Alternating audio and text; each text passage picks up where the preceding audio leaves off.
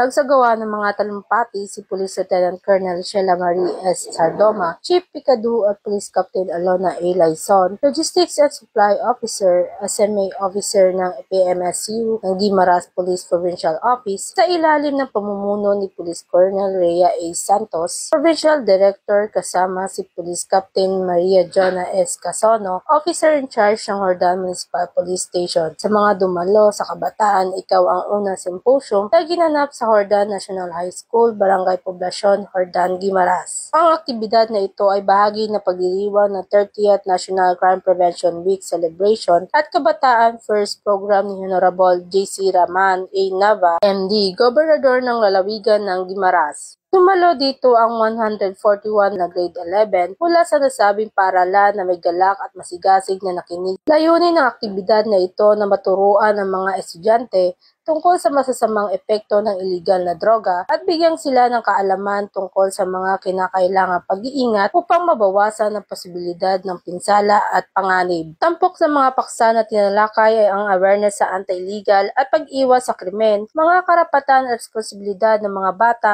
moral recovery at maagang pagbubuntis. Sinagawa rin ng isang open forum na aktibong nilahukan ng mga estudyante. Sa pamamagitan ng kanilang dedikasyon at pagsisikap, kapulisan sa probinsya ng Guimaras ay patuloy na nagbibigay inspirasyon at proteksyon sa ating komunidad. Patunay ang hakbang na ito na pagtutulungan ng lokal na pamahalaan at Philippine National Police ay nararapat lamang na suportahan sa kanilang mga hakbang sa pagpapanatili ng kapayapaan para sa kapakanan ng lahat ng mamamayan tungo sa mas ligtas at malayo sa kaguluhan ng bagong Pilipinas. Mula dito sa Police Regional Office 6, ako ang inyong Police News Network Correspondent, Patrolwoman Riza Valencia, alagad ng batas, tagataguyod ng Balitang Pulis.